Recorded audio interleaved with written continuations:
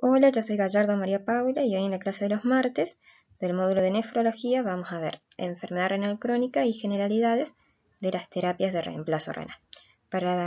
Un poquito para contarles de la bibliografía que usé para hacer la clase, me basé un poco en las guías que están en el UpToDate, de las CADIGO, cómo lo presentó la Sociedad Española de Nefrología y algunos datos, sobre todo de epidemiología, de nuestro ministerio, INCUCAI, y de la Sociedad Argentina de Nefrología. Antes de empezar con todas las cuestiones teóricas, les quería comentar un poquito de dónde es que surgen las recomendaciones, por qué tienen tanta homogeneidad a nivel global, y es fundamentalmente por las guías CADIGO, que son las Kidney Disease Improving Global Outcomes, que es una fundación global dedicada a mejorar el cuidado y evaluación de los pacientes con enfermedad renal crónica. Este es un comité internacional que, además de generar evidencia, la formatiza en formatos de guías de práctica clínica y las distribuye. Después, la sociedad de nefrología de cada país es como si las procesara, pueden hacer sus recomendaciones basadas en estas guías, agregar sus datos de epidemiología y estudios que tengan dentro del país y las suben, digamos, dentro de sus propias guías. Pero en realidad las principales recomendaciones vienen de las guías de práctica clínica de las CADIGO. Bien. Casi toda la evidencia está clasificada según la escala Gregg de alta calidad versus baja, y acá les dejo como un grafiquito de, primero, las guías se suben en kidneyinternational.org, que ahí es donde están, digamos, las CADIGO, y después nosotros vemos como, por ejemplo, en la Sociedad Española de Nefrología, en su sección de guías y documentos, vemos por tema cómo están, digamos, procesadas estas recomendaciones, y hacen de paso sus propias guías. Solo a modo de comentario voy a hablar un poquito del sistema Gregg, que es para la clasificación de la solidez de la evidencia y que de paso nos va a servir para los viernes de bibliográfico. Nosotros tenemos que la evidencia, como dijimos, se clasifica en alta, moderada, baja y muy baja, dependiendo de las características del estudio. En primer lugar, el diseño del estudio, la calidad inicial de la evidencia, si hay factores que disminuyan la calidad versus si hay factores que la aumentan, y de ahí la clasificación. Esta clasificación a su vez tiene un uso si está dirigida a recomendaciones a pacientes, a clínicos o a gestores planificadores en salud pública. Y acá les dejo un ejemplo de, por ejemplo, qué es lo que dice la CADIGO del 2013 sobre el despistaje de enfermedad renal crónica. Que hay una evidencia débil, no se sugiere el cribado de la enfermedad renal crónica en personas sin factores de riesgo.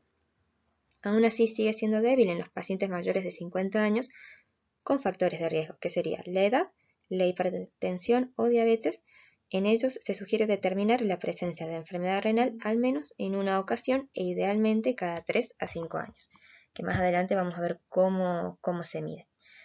Y por último tenemos, sigue siendo débil, dice, dependiendo de la disponibilidad de las pruebas se sugiere la determinación de albúmina con tiras reactivas y la determinación analítica de albúmina en orina y o la determinación de la tasa de filtrado glomerular. En sí, la recomendación es débil, pero bueno, hay que ajustarla en cada contexto clínico. La enfermedad renal crónica, ya hablando de su definición, es un grupo heterogéneo de trastornos caracterizados por alteraciones en la estructura y función del riñón, presentes por más de 3 meses, y se va a manifestar de diversas formas según la causa o causas subyacentes y la gravedad de la enfermedad, que la vemos plasmadas en las complicaciones. La guía práctica del 2015 de la CADIGO lo que hace más hincapié es en la enfermedad renal crónica como un proceso continuo y enfatiza las implicancias terapéuticas y pronósticas de cada escalón o cada fase. Acá les dejo de que, para especificar, que el término enfermedad renal en etapa terminal generalmente se refiere a la enfermedad renal crónica tratada con diálisis o trasplante, es decir, menos de 15 mililitros minuto. También dejo un grafiquito que está en el UpToDate, que está bueno porque lo representa como un modelo conceptual en el paso del tiempo, es decir, lo presenta como un continuo de desarrollo, progresión y sus complicaciones, y debajo las estrategias para mejorar los resultados. Por ejemplo, los círculos verdes representan las etapas de la enfermedad renal crónica y los círculos celestes representan posibles antecedentes de la enfermedad renal. Los círculos más violetitas son las complicaciones. Las flechas gruesas Entre los círculos representan el desarrollo, la progresión y la remisión de la enfermedad renal crónica, ¿sí? Abajo, por ejemplo, cuando nosotros tenemos una tasa de filtrado glomerular normal y solamente se recomienda el screening si hay factores de riesgo. Y como les mencioné más arriba, según la clasificación de la evidencia Gray, en realidad existe una calidad de evidencia débil para el screening de enfermedad renal crónica, salvo pacientes más de 50 años, hipertensos y diabéticos. Después de lo normal pasa a un estado de riesgo incrementado. Acá habla de que el riesgo de enfermedad debe ser reducido y además el screening de la enfermedad. O sea que cuando nosotros tenemos pacientes con un riesgo aumentado, ahí sí se valora más hacer el screening y tratar estas etiologías de base para reducir el riesgo. Luego tenemos la lesión. Cuando ya hay una lesión de la función renal, hay que hacer el diagnóstico y tratamiento de las comorbilidades, para enlentecer la progresión.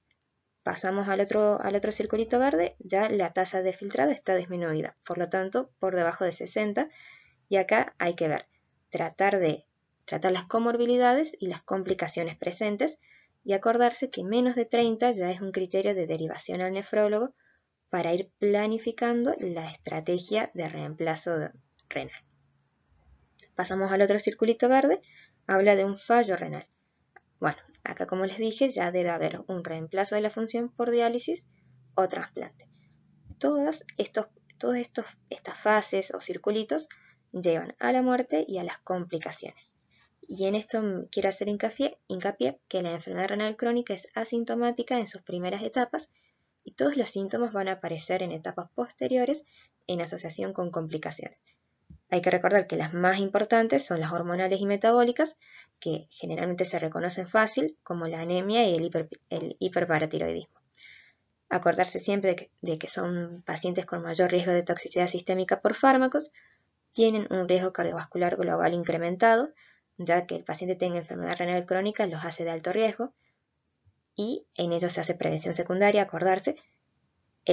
Son pacientes que tienen mayor riesgo de infección, tienen mayor tasa de deterioro cognitivo y deterioro de la función física más temprano. Entonces, ya habiendo repasado el significado y la definición, podemos hablar de prevalencia en el mundo y sobre todo en Argentina. Es una enfermedad prevalente que afecta al 17% de los individuos mayores de 20 años a nivel mundial. Se la denomina como una epidemia silenciosa que se hace, presente cuando ya tenemos las complicaciones y hay que tomar terapéutica específica. Y particularmente en Argentina no sabemos muy bien la prevalencia o incidencia de la enfermedad renal crónica porque existen datos aislados de prevalencia regional a raíz de estudios observacionales. Lo que sí se usa mucho y tenemos a disposición es el sistema Sintra del INCUCAI, que es un sistema nacional de ingreso de los pacientes al tratamiento dialítico crónico. Esta herramienta la tenemos desde el 2004 y es muy útil porque habla de los nuevos pacientes ingresados y los pacientes que se encuentran ya en tratamiento dialítico y forma parte del INCUCAI, digamos. Acá vemos un grafiquito de que muestra el aumento en la frecuencia absoluta según los años de los pacientes ingresados. Ahí es como que si lo tuviéramos que ver en números absolutos vemos un aumento, digamos, constante, lineal del número de pacientes. Pero si hablamos de tasas de prevalencia por 100.000 habitantes, vemos que en realidad desde el 2013 hubo un estancamiento y ya desde el 2015 para acá, que el último año relevado es el 2019, vemos en realidad una reducción del número de pacientes ingresados. Y ahí vemos cómo es engañoso, digamos, cuando tratamos las cuestiones en números absolutos versus tasas. Para hablar de etiología, también entonces nos vamos a referir de las principales etiologías que llevaron a estos pacientes al ingreso de diálisis crónica. Y lo interesante es que hay un estudio, por supuesto, del Sintra, del INCUCAI, que se relevó en el 2020 y acá manifiesta que las principales etiologías son, en primer lugar, la nefropatía diabética y la nefropatía hipertensiva, y vemos cómo aumenta el ingreso a partir de los 45-49 años, empieza a ascender. Por debajo entonces de la diabética, nefroangiosclerosis, tenemos causas desconocidas, por debajo causa de glomerulonefritis, causas obstructivas y el riñón poliquístico. En cuanto a la clínica, como dijimos, las manifestaciones clínicas de la enfermedad renal crónica son totalmente variadas, afectan a múltiples órganos y sistemas y refleja la complejidad de las tantas funciones renales. En el primer cuadrito les dejo las funciones renales más importantes como para repasar. Decimos entonces que es asintomática hasta la presencia de complicaciones, que las más importantes son las que les mencioné. Las endocrinometabólicas, el mayor riesgo de toxicidad sistémica por fármacos, el aumento del riesgo cardiovascular global, el aumento del riesgo de infección, deterioro cognitivo y deterioro de la función física. Y en este cuadrito, que espero que se lea, la verdad que está muy bueno y es el más completo que pude encontrar de las afecciones por órgano y sistema, que son la verdad muchísimas. Y los dejo para que lo leamos. Ya hablando un poco de lo que es el diagnóstico, sabemos que hay criterios bien establecidos que no han sufrido cambios grandes desde su identificación en la guía KDIGO del 2012. Es decir, la enfermedad renal crónica está definida por un daño renal o deterioro de la función renal presente durante 3 o más meses. Cuando hablamos de daño renal, nos referimos en la mayoría de los casos por la presencia de albuminuria, que nos habla de una permeabilidad glomerular alterada, así como anomalías en el sedimento urinario, anomalías anatómicas descubiertas con estudios de imágenes, anomalías patológicas descubiertas con biopsia de riñón, antecedentes de trasplante de riñón o alteraciones del ionograma. Y cuando hablamos de deterioro de la función renal, sabemos que la función renal está disminuida y se identifica en la mayoría de los casos por una tasa de filtrado glomerular menor de 60 mililitros minuto por 1.73 metros cuadrados de superficie corporal.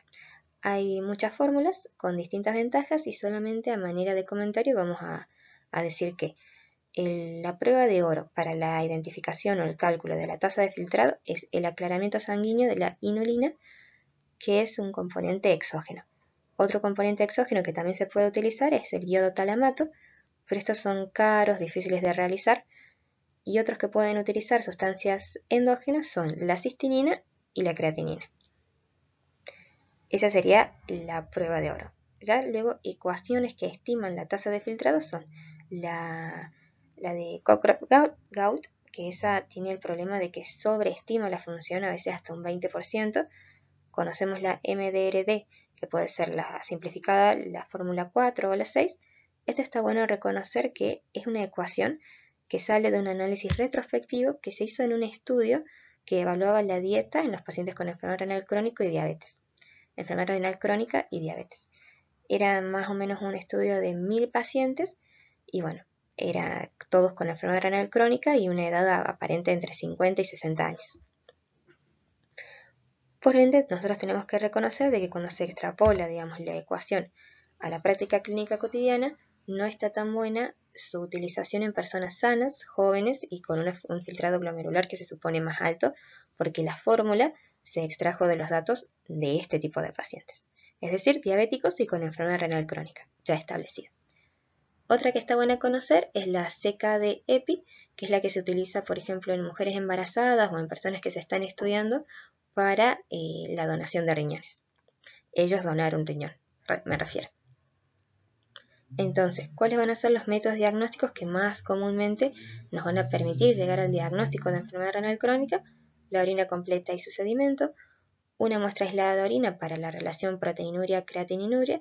Este sería, digamos, el método más práctico en el día a día, pero también puede ser, digamos, la determinación de albuminuria, la albuminuria en orina de 24 horas, también son otras opciones. Un laboratorio sanguíneo con perfil metabólico, ionograma, calcio, magnesio, fósforo, función renal, gases venosos y un conteo sanguíneo completo de las células sanguíneas, ecografía renal y biopsia renal. Estos serían, digamos, los básicos. Después ya dependiendo de cada etiología de la enfermedad, salen otros complementarios.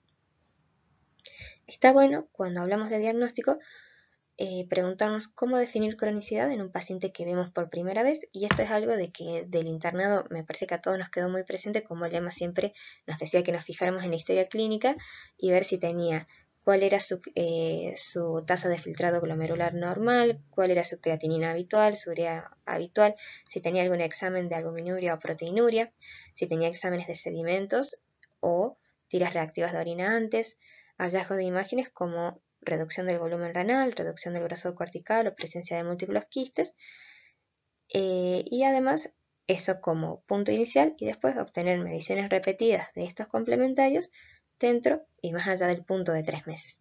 Es decir, que la historia clínica y los complementarios que traiga son muy valiosos. Acá les dejo un cuadrito del UpToDate que está muy bueno, que habla de la definición y criterios de enfermedad renal crónica. Por un lado, los criterios establecidos en la definición, y luego un pequeño comentario de lo que podemos encontrar en la anamnesis, examen físico y complementarios, como para poder ubicarnos dentro de la etiología. Es largo, es extenso, pero está bueno para leerlo y, digamos, tener un pantallazo de todas las etiologías, o bueno, de las etiologías acá mencionadas. Entonces, luego de que nosotros hacemos contacto con un paciente, hacemos la anamnesis, examen físico, evaluamos los complementarios y definimos o diagnosticamos la enfermedad renal crónica, el segundo paso es la estadificación. ¿Por qué? Porque sabemos que estadificando una enfermedad renal crónica, sabemos mejor cuál va a ser el pronóstico, tratamiento y la intensidad del seguimiento.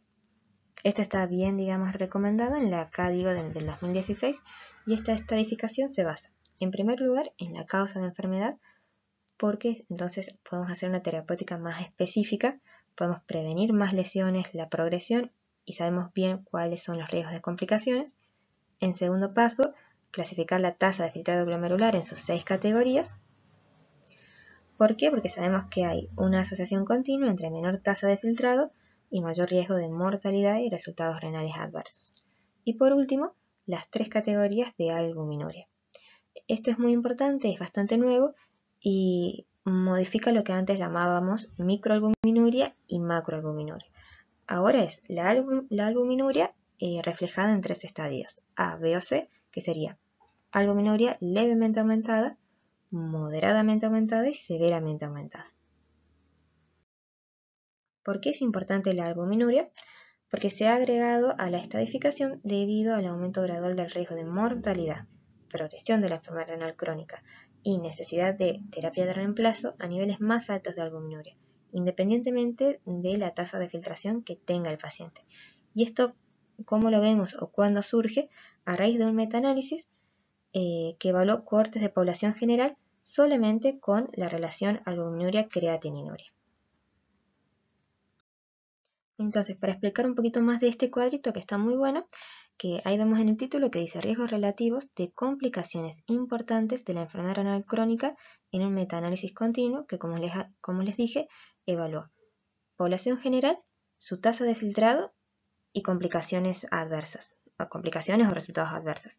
Vemos entonces mortalidad por todas las causas, mortalidad cardiovascular, quién llegó a la enfermedad renal en estadio terminal, quién hizo enfermedad renal fallo renal agudo y quién tuvo una progresión marcada de su enfermedad renal crónica.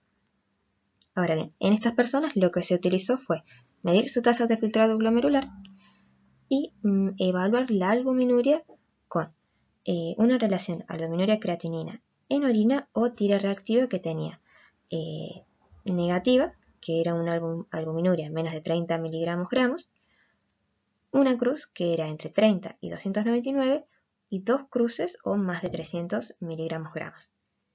Bien, todos los resultados se fueron ajustando por covariables y se comparan con el punto de referencia de una tasa de 95 mililitros minuto y una relación albuminuria-creatininuria menos de 30, es decir, gente sana, por así decirlo. Y podemos ver podemos ver tres líneas entre lo que sería en el eje de las X, el hazard ratio o riesgo relativo ajustado, y en el eje de las Y, la tasa de filtrado. Podemos ver entonces 3 líneas. Estas 3 líneas representan la línea roja representa la albuminuria severamente aumentada, la verde moderadamente aumentada y la azul la que sería normal, por así decirlo, levemente aumentada o normal. Y en ellas podemos ver de que la albuminuria moderadamente y severamente aumentada aumenta el riesgo relativo ajustado de la enfermedad, de la mortalidad por todas las causas, de la mortalidad cardiovascular, de la progresión de CKD y del uso al haber llegado a la etapa terminal, independientemente de la tasa de filtración glomerular. y por eso es que también ahora se está utilizando en la estadificación como un factor pronóstico independiente. Es decir, es tan importante la tasa de filtrado como la albuminuria para definir el pronóstico y tratamiento y seguimiento de un paciente. Este cuadrito también lo saqué del UpToDate y básicamente resume los hallazgos de un metaanálisis continuo que también se hizo en la población general. Y en estos cuadritos vemos como variables categóricas la albuminuria y la tasa de filtrado glomerular. Entre ellos vemos si hay o no un riesgo relativo ajustado estadísticamente significativo, que lo vamos a ver con negrita, ¿sí? En fin, la enfermedad renal crónica, ya sea estadificada según la tasa de filtrado glomerular o la albuminuria, se asocia con un mayor riesgo de enfermedad cardiovascular, enfermedad renal en etapa terminal, infección, malignidad y mortalidad. En la derecha les dejo el cuadrito de cómo realizar la estadificación de los pacientes que cumplen con la definición de enfermedad renal crónica. Vemos entonces los estadios del deterioro de la tasa de filtración y la albuminuria.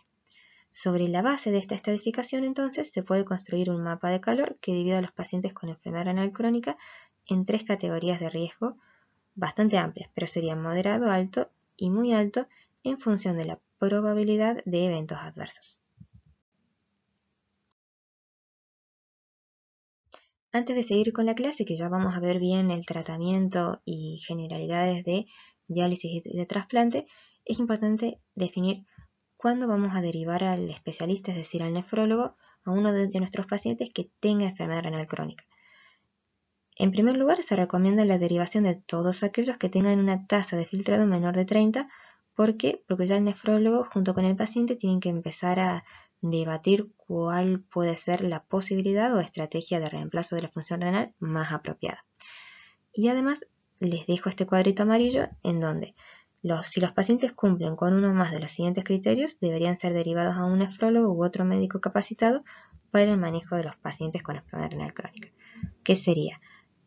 Cuando presentan una albuminuria mayor a 300 miligramos de albuminuria creatininuria en la orina, incluido el síndrome nefrótico, cuando tienen hematuria no secundaria a afecciones urológicas, es decir, glóbulos rojos dismórficos, un sedimento activo propio de las glomerulonefritis o alteración glomerular, cuando hay incapacidad para identificar una presunta causa de enfermedad renal crónica, cuando la disminución sea más del 30% en 4 meses sin una explicación obvia, complicaciones difíciles de manejar como la anemia que requiere tratamiento con eritropoyetina o anomalías del metabolismo óseo y mineral que requieren quelantes de fósforo o preparaciones de vitamina D, cuando tienen potasio sérico superior a 5,5, cuando hay un difícil manejo de las complicaciones de los medicamentos utilizados, pacientes menores de 18 años, cuando tienen una hipertensión resistente, que vimos que es la hipertensión que no se controla con el uso de YECA-ARA, beta bloqueante, antagonista de los canales de calcio y espironolactona, según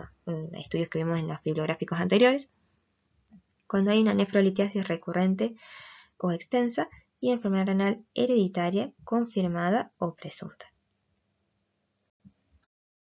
Ahora bien, el tratamiento general del paciente con enfermedad renal crónica implica los siguientes aspectos. El tratamiento de las causas reversibles de la insuficiencia renal, en primer punto, el ajuste de las dosis del fármaco cuando sea apropiado para el nivel de la tasa de filtración glomerular estimada, que eso siempre es un punto a evaluar cada vez que vemos a un paciente, ya sea en consultorio, internación o guardia externa, prevenir o retrasar la progresión de la enfermedad renal, la identificación y preparación adecuada del paciente en el que se requerirá terapia renal sustitutiva y tratamiento de las complicaciones de la insuficiencia renal. Bien. Este es un cuadrito bastante bueno que está en una de las últimas guías de práctica clínica, en donde vemos el estadio de la enfermedad renal, la tasa y la albuminuria y el plan de acción. Por ejemplo, estadio 1, cuando la tasa es alta u óptima, tenemos que tratar de hacer diagnóstico y tratamiento de la causa de enfermedad renal crónica, factores reversibles, comorbilidades y factores de riesgo para la enfermedad renal crónica y enfermedad cardiovascular. En el estadio 2, lo que tenemos que hacer es tratar de estimar la velocidad de progresión junto a lo que dijimos en el punto anterior. En el estadio 3A, prevención y tratamiento de las complicaciones de la enfermedad renal crónica que ya empiezan a acontecer, al igual que en el estadio 3B. En el estadio 4 ya tiene que haber una preparación para la terapia renal sustitutiva y en el estadio 5 el inicio de la terapia renal sustitutiva a tiempo. Entonces, punto número 1, cuando empezamos a tratar a un paciente con enfermedad renal crónica, evaluar si hay chances de reversibilidad. Entonces, ¿cuáles son las causas de una reagudización de una enfermedad renal crónica o de progresión alta? Cuando disminuye la perfusión renal en contextos de hipovolemias, por afecciones gastrointestinales, el uso de diuréticos en dosis demasiado altas, hemorragias, cuando hay una hipotensión por disfunción miocárdica o enfermedad pericárdica, en las infecciones, por ejemplo en la sepsis, y el uso de fármacos que reducen el flujo plasmático renal, como son AINES, IECAS y ARA2. Acá les dejo un comentario bastante útil, que la hipovolemia en enfermedad renal crónica debe diagnosticarse en anamnesis y examen físico, ¿sí? Porque la represión de líquidos puede llevar a una tasa de filtrado deteriorada a líneas basales, ¿sí? En cuanto a la administración de fármacos nefrotóxicos, siempre evaluar si se pueden suspender o disminuir la dosis. ¿Cuáles serían los más comúnmente utilizados? Los antibióticos del tipo aminoglucósidos, AINES y material de contraste radiográfico. Acá les dejo un datito de uno de los bibliográficos que hicimos el año pasado, que justo me tocó a mí, que fue el estudio PRESERVE, que este estudio, que digamos estadísticamente estaba muy bueno, era de una comparación, era experimental, doble ciego, contrastaba placebo con otras terapéuticas para disminuir el daño renal agudo inducido por contraste en pacientes que en la mayoría de ellos eran varones mayores a 60 años, diabéticos y enfermedad renal crónica grado 4 para arriba, en donde que se discontinuó tempranamente dada una ausencia de un potencial beneficio del bicarbonato de sodio y N-acetilcisteína para la reducción del daño renal inducido por contraste, cuando se utilizaba para una angiografía coronaria, o no, porque también había otros estudios, en pacientes con enfermedad renal crónica estadio avanzado. Sí, se permanece como una chance al uso de solución fisiológica, previo y luego a utilizar el contraste. En eso más que todo hay como una base científica teórica que, bueno, que el estudio no lo niega su uso, su beneficio. Así que puede seguir utilizándose con un cierto beneficio. Otra causa de reagudización de la enfermedad renal crónica es la obstrucción del tracto urinario. Es más frecuente en varones con hipertrofia prostática benigna, aunque siempre debe pensarse en un aumento de la creatina explicable, ¿no? Y acá de gran utilidad y disponibilidad es la ecografía de aparato urinario. Por eso muchas veces en el piso viene un paciente con enfermedad renal crónica inexplicablemente alta y que es lo que primero se pide en el primer día de internación, una ecografía de aparato urinario. ¿Para qué? Para ver si hay una obstrucción del tracto urinario nuevo que explique este aumento de creatinina sobre la creatinina habitual del paciente.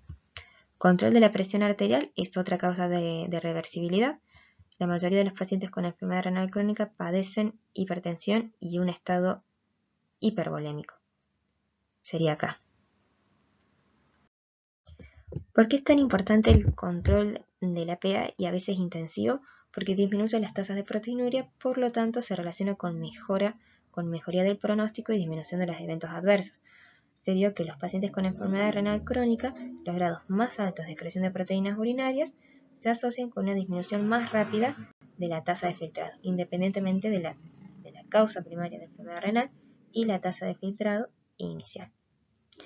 Entonces, el tratamiento de la hipertensión puede retardar la progresión de la enfermedad renal crónica proteinúrica y reducir la tasa de complicaciones cardiovasculares, como hablábamos en otras diapositivas. Pero acá el acento está puesto en disminución de la proteinuria, disminuyendo intensivamente la PA.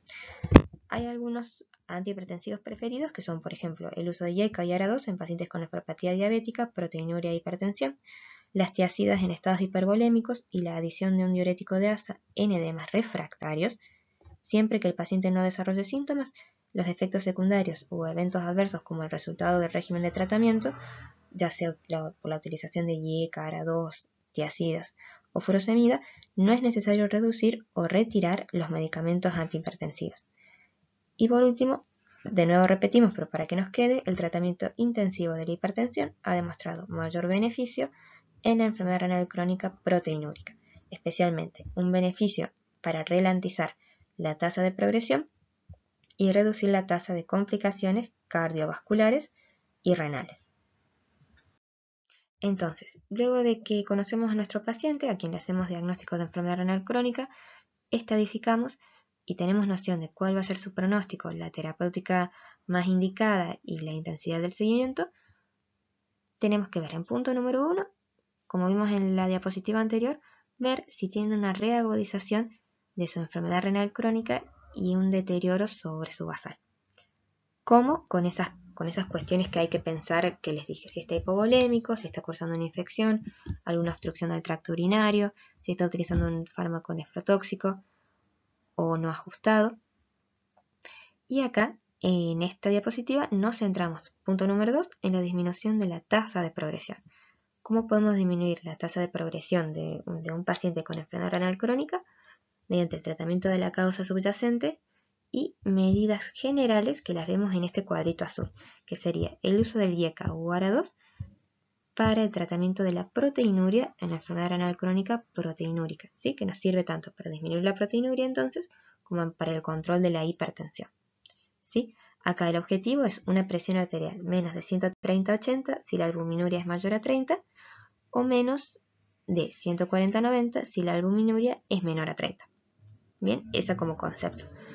Además podemos hacer una restricción proteica de la dieta, un control glucémico estricto, tratamiento hipolipemiante, que acá se los dejé marcado porque dice colesterol LDL menos de 100 o menos de 70 miligramos si hay enfermedad arterial coronaria. Es lo que dice la guía KDIGO, pero acuérdense que hay una nueva guía de hipolipemiantes, si no me equivoco, que salió en el 2019, que ahí ya habla de una reducción porcentual según el riesgo cardiovascular de cada paciente y según se trate de una enfermedad, de una prevención primaria o secundaria, y ya habla del tratamiento de pacientes de 19 a 75 años, ¿sí? Eso es como nuevito y como para comentar ahora. Del lado izquierdo de la diapo les dejo los principales medicamentos que se utilizan y cuál sería la posología según UpToDate en la enfermedad renal crónica, así ya nos queda para el consultorio, ¿sí? Además de cómo se ajustan, que es lo más importante. En esta diapositiva es nada más para nombrar el estudio DAPA-CKD. Es básicamente un ensayo clínico que evaluó a la dapaglifosina. Fue un estudio doble ciego, aleatorizado, contrastado versus placebo, en donde se vio si había relación para la prevención de los eventos adversos cardiovasculares y renales en la enfermedad renal crónica con el uso de la dapaglifosina, es decir, un inhibidor del cotransportador sodio-glucosa 2. Acá vemos un poquito de las características del estudio, cuáles fueron las variables primarias, compuestas, cuántos pacientes fueron aleatorizados al placebo, cuántas a la dapaglifosina y lo más importante, cómo eran las características de las personas incluidas en el estudio. Como conclusión, para no hablar tanto del estudio, que después lo vamos a ver en el bibliográfico, como conclusión, entre los pacientes con enfermedad renal crónica, el riesgo de cualquier resultado cardiovascular o renal compuesto o de muerte fue significativamente más bajo con dapaglifosina que con placebo. Entonces, de este ensayo es donde sacamos la evidencia para hablar de que la DAPA-CKD se puede utilizar para ralentizar la progresión de la enfermedad renal crónica, especialmente proteinúrica, ¿sí? Bueno, como les dije, una de las formas para ralentizar la progresión de la enfermedad renal crónica es el tratamiento de la causa subyacente. Entonces les dejo este cuadrito también del UpToDate sobre cómo evaluar a los pacientes con una enfermedad renal crónica recientemente identificada y de causa desconocida, ¿sí? Acá les dejo remarcado, porque me pareció muy interesante, cuáles eran los complementarios de laboratorio dirigidos. Y especialmente lo remarqué porque a mí me sirvió mucho para comprender por qué, por ejemplo, en mi año de internado había un montón de pacientes que le pedíamos proteinograma y yo la verdad no lo entendía en ese momento, y es que, que se pide el proteinograma sérico y la inmunofijación en suero y en orina de cadenas ligeras solamente si el paciente tiene más de 40 años de edad, tienen hipercalcemia, anemia severa, lesiones óseas y una causa no identificada de enfermedad renal crónica, ¿sí? Como para no ir pidiéndole a todo el mundo estos estudios. A mí la verdad que me sirvió mucho. Les dejo el cuadrito extenso, largo, pero para que lo tengamos y lo podamos leer. Ahora ya entonces, en el tercer apartado de nuestra terapéutica del paciente con enfermedad renal crónica, tenemos el tratamiento de las complicaciones de la enfermedad renal crónica. En primer lugar, la sobrecarga de volumen.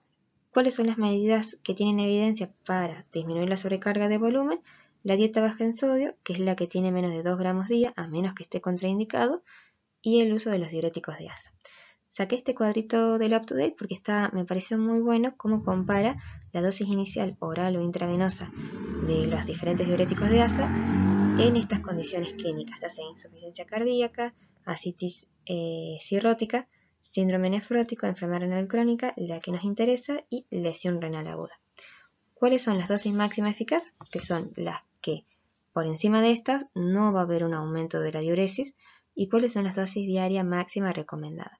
Que sería por encima de la cual ya el riesgo supera los beneficios, especialmente en relación a la ototoxicidad no reversible de la furosemida, ¿sí? Por ejemplo, en la enfermedad renal crónica, acá con una flechita le saqué bien cómo es el ajuste de dosis, que se relaciona inversamente con la tasa de filtrado. Cuando tenemos una tasa de filtrado mayor a 30, la dosis máxima eficaz es de aproximadamente de 80 miligramos de furo endovenosa, es decir, 4 ampollas, distribuidas o en una sola dosis para evaluar, como para hacer un desafío de diuresis. En la enfermedad renal crónica más grave, es decir, menos de 30, la dosis máxima eficaz es de aproximadamente 200 miligramos de furo endovenosa, o sea, 10 ampollas. Y en la lesión renal aguda o ligúrica, estas dosis pueden ajustarse hacia arriba de 500 miligramos de furo endovenosa o dosis equivalente, ¿sí? Estas dosis máximas no son las que comúnmente se indican en una primera instancia, sino más bien cuál es el tope, ¿sí? Cuál es la dosis máxima eficaz. Si tiene más de 30 mililitros minuto, 80 miligramos de furo. Esa es la dosis máxima eficaz. Es decir, se puede indicar hasta, serían 4 ampollas endovenosas de furo y su equivalente vía oral. Y si tiene un filtrado menos de 30, hasta 10 ampollas de furo endovenosa o su equivalente vía oral para obtener una diuresis, ¿sí? Otra de las complicaciones, además de la sobrecarga hídrica, es la hiperpotasemia. Para su tratamiento se debe restringir el potasio en la dieta, que sería menos de 1500 a 2700 miligramos día, y evitar el uso de drogas que aumentan o dan hiperpotasemia, ya sean los AINES, betabloqueantes no selectivos. En cuanto a la acidosis metabólica, está bueno saber que en la enfermedad renal crónica, por la retención de productos por ácidos y aniones endógenos, lleva a una acidosis metabólica progresiva y la concentración sérica de bicarbonato tiende a estabilizarse entre 12 y 20 y rara vez cae por debajo de 10. ¿Sí? Esta acidosis metabólica se suele tratar con suplementos de bicarbonato que, si bien son muy útiles y están indicados cuando las concentraciones caen a menos de 22, se tiene que tener mucha precaución con su uso por el agregado de sodio y la retención de agua, ¿sí? Entonces, se suelen utilizar cuando cae a menos de 22 el bicarbonato sódico, hay una acidosis metabólica progresiva y el objetivo es lograr un bicarbonato sérico entre 22 y 27 mil equivalentes litros.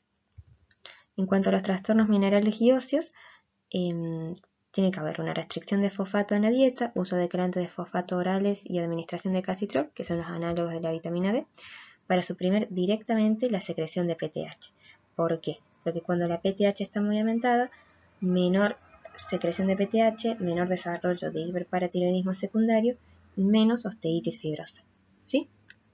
Acá les dejo un poquito de cómo se utiliza el calcitrol en el hiperparatiroidismo secundario de la enfermedad renal crónica, ¿sí?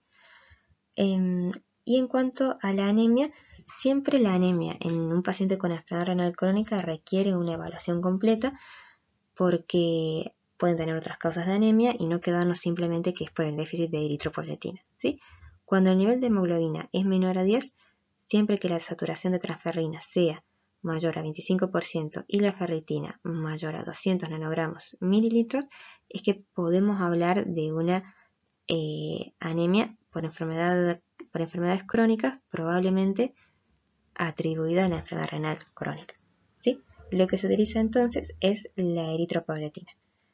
Es diferente la posología en pacientes con diálisis de los que no están en diálisis, y acá les dejo un poquito de cómo es la posología según el UpToDate. En esta diapositiva les dejo el tratamiento de las complicaciones de la enfermedad renal crónica vinculables al síndrome urémico. Recordar que se presentan cuando ya la tasa cae por debajo de 15 mililitros minuto y son comunes indicaciones de diálisis, ¿sí? Por un lado tenemos la desnutrición con una dieta calculada a base de 30 a 35 kilocalorías kilo por día.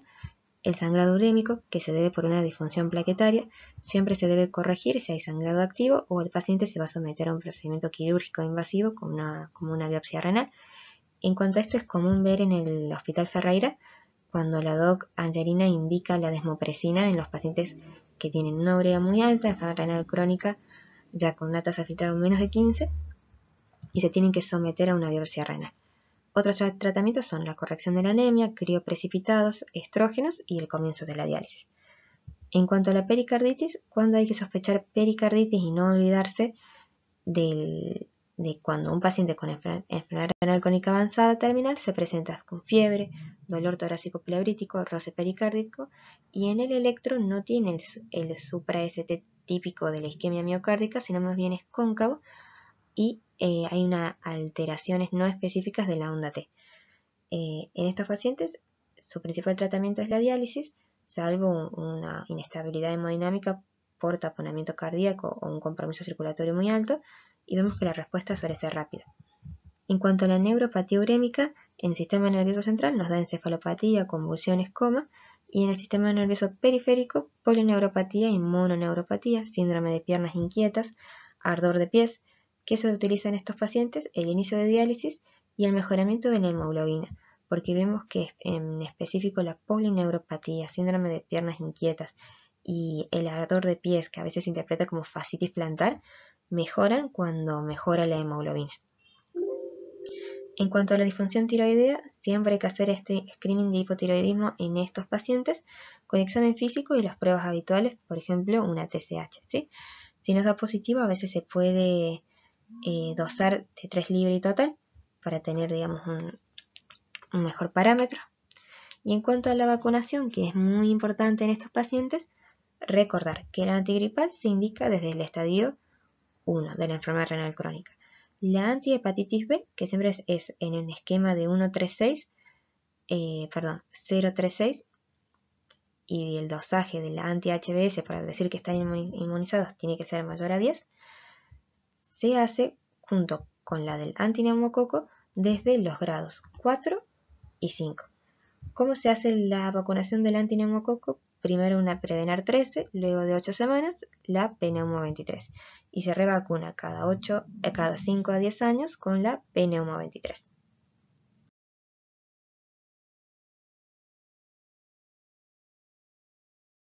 Ya hablando de la última parte de la clase, vamos a hablar de las modalidades de terapia de reemplazo renal que pueden ser la diálisis, sea hemodiálisis o diálisis peritoneal, y el trasplante renal. Siempre acordarse que la diálisis, como generalidades, es una técnica de depuración extracorpórea de la sangre que suple parcialmente las funciones renales de excretar agua y solutos y de regular el equilibrio ácido-base y electrolítico. Bien, no es que supla las funciones endocrinas ni metabólicas. Consiste en interponer entre dos compartimentos líquidos, sangre y líquido de diálisis, una membrana semipermeable, y para ello se emplea el filtro o dializador. La membrana semipermeable permite que circule agua y solutos de pequeño y mediano peso molecular, pero no proteínas o células sanguíneas muy grandes como para atravesar los poros de la membrana, y los mecanismos físicos que regulan estas funciones son dos: la difusión o transporte por conducción y la ultrafiltración o transporte por convección. Acá dos imágenes bien representativas de estos dos mecanismos, difusión y convección. La difusión es el principal mecanismo de transporte de solutos, creatinina, urea, además, por gradiente de concentración entre dos compartimentos. Y abajo la convección o ultrafiltrado. que es principalmente el mecanismo de transporte del agua por gradiente de presión entre dos compartimentos. Entonces, difusión más convección hacen a la diálisis.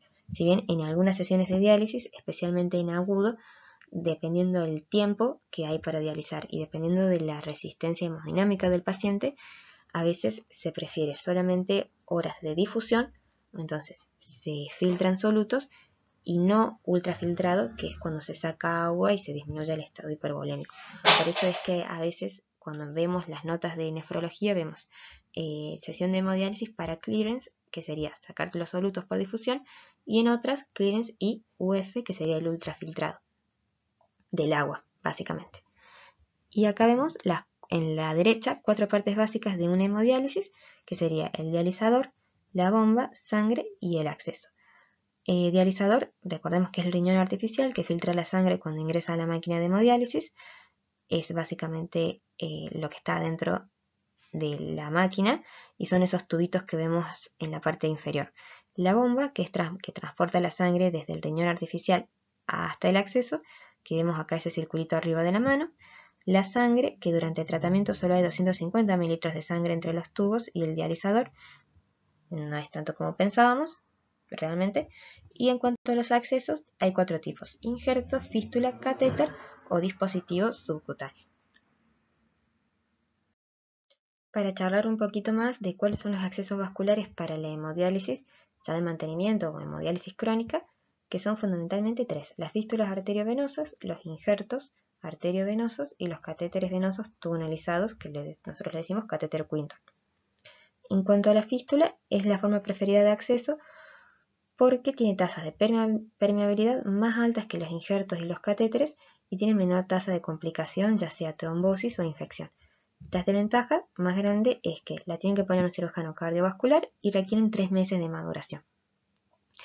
Generalmente se deriva al CCB cuando tiene una enfermedad renal crónica estadio 4, es decir, menos de 25 mililitros minuto, ¿verdad? Y una concentración de creatinina plasmática más de 4, o bien una rápida tasa de progresión. Siempre se trata de colocar 6 meses antes del inicio de la terapia de reemplazo renal, antes de la diálisis. Luego tenemos el injerto arteriovenoso, que es cuando se interpone entre una arteria y vena un injerto de plástico, que es una excelente opción en pacientes con anatomía vascular inadecuada para poner una fístula arteriovenosa. Se puede hasta poner por 2 semanas, se pueden usar 2 semanas después de la colocación. Desventajas es que tiene mayor tasa de complicación a largo plazo, por sobre todo infección y trombosis, en comparación a una fístula primaria. Y si se puede, se trata de colocar 3 a 6 semanas antes del inicio de la diálisis. Y por último, los catéteres venosos tunelizados.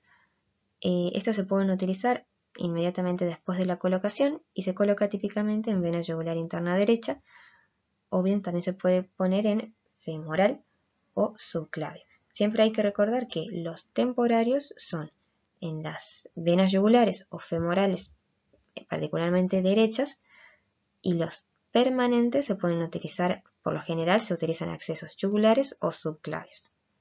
Las desventajas es que tienen flujos más bajos y se infectan y trombosan con mayor frecuencia. Acá les dejo un cuadrito de cuáles serían las localizaciones de las fístulas. Solamente unas palabritas de la diálisis peritoneal.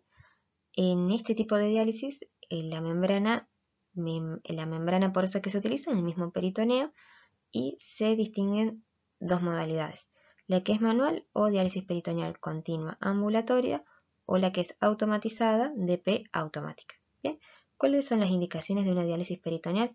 Los niños, cuando tienen un domicilio lejano al centro de diálisis, cuando hay necesidades sociolaborales de por medio, fobia o ansiedad grave a las punciones, discrasia sanguínea, cirrosis hepática, cardiopatías como ICC refractaria o arritmias y portadores de virus de transmisión sanguínea. ¿Cuáles son las contraindicaciones absolutas para el uso de esta diálisis? Patología abdominal severa, esclerosis peritoneal, múltiples adherencias quirúrgicas, malformaciones anatómicas no reparables y múltiples hernias fugas de repetición cuando el paciente no quiere y cuando hay una enfermedad psiquiátrica grave. ¿Sí? Vemos también hay contraindicaciones relativas que acá están detalladas, que cada vez son menos comunes, pero sí hay que tenerlas en cuenta: obesidad extrema, superficie corporal muy elevada, enfermedad inflamatoria intestinal activa, portador de ostomía, limitación severa de la capacidad respiratoria, imposibilidad de autodiálisis sin apoyo y limitaciones sociales. Acá en la imagen a la derecha tenemos bien esquematizado cómo sería entonces el paciente con su cavidad abdominal, su peritoneo y ahí el líquido, el catéter que va a una bolsa con solución para infusión y otra bolsa que es la bolsa para la solución drenada. Si es automatizada, tiene su cicladora que comúnmente se utiliza o se prende de noche, y si es manual, el mismo paciente se encarga de realizar los intercambios 3 o 4 veces al día. Acá dice: perfil del paciente debe ser joven y candidato a un trasplante, por lo general, pero bueno, también tiene otras indicaciones. Hablando unas palabritas del trasplante renal, tenemos que saber que es la única forma de terapia de reemplazo renal que permite volver a una función renal normal, por lo que aporta mejor calidad de vida y supervivencia, disminuyendo costos sanitarios. El injerto renal suele ser heterotópico, localizándose en fosa ilíaca. La supervivencia del injerto en el primer año es del 90-95% y la supervivencia del paciente a los 5 años se sitúa alrededor del 85%. La principal causa de muerte es cardiovascular, seguida por infecciones y luego por cáncer. El momento óptimo del trasplante no se conoce con certeza. La edad del receptor por sí sola no es una contraindicación para el trasplante, este dato a mí me sorprendió. Puede ser preventivo antes de la diálisis o puede requerir hemodiálisis o diálisis peritoneal durante el tiempo de espera como terapia puente. ¿Sí? En esta diapo podemos ver las directrices del consenso de la Sociedad Canadiense de Trasplantes sobre la elegibilidad para trasplantes de riñón. Me pareció que lo más destacable es que, siempre el trasplante de riñón preventivo, es decir, antes de la diálisis, es la forma preferida de terapia de reemplazo renal y debe fomentarse siempre que sea posible. Y el trasplante renal preventivo no debe realizarse a menos que la tasa de filtrado glomerular medida o calculada sea menos de 20 ml/minuto y haya una evidencia del deterioro progresivo e irreversible de la función durante los 6 a 12 meses anteriores. Se pueden hacer excepciones para pacientes que reciben trasplantes de órganos combinados, donde un trasplante de riñón se combina con un órgano no renal. Sin embargo, la política apropiada sobre este tema no está clara en el momento. Es decir, que un trasplante preventivo con una tasa de filtrado más alta no ha arrojado mejores resultados, y que la edad no debe ser un criterio de elegibilidad porque se han trasplantado personas de hasta 75 años que han tenido una tasa de supervivencia del injerto y de la persona aceptables, según las directrices de la Sociedad Canadiense. ¿Sí? En cuanto a la evaluación pretrasplante, siempre se hace una evaluación inicial del receptor potencial que debe incluir historial médico, quirúrgico, psicosocial completo, examen físico detallado y evaluación de laboratorio. Se deben evaluar los riesgos potenciales de la sensibilización, incluidos los antecedentes de transfusión de sangre o plaquetas, embarazos y trasplantes previos. La evaluación adicional es la que se hace dependiendo de las comorbilidades del paciente y la valoración preoperatoria, ¿sí? Nosotros siempre lo que tenemos que hacer hincapié en estas valoraciones, que por lo general lo hace un nefrólogo y un cardiólogo, no nosotros, es determinar la cardiopatía isquémica pasible de recibir tratamiento y modificación agresiva de los factores de riesgo cardiovasculares. Acá me pareció interesante poner que los pacientes que han tenido cáncer deben tener entre 2 a 5 años libres de enfermedad o recurrencia, pero esto depende del tumor y del paciente.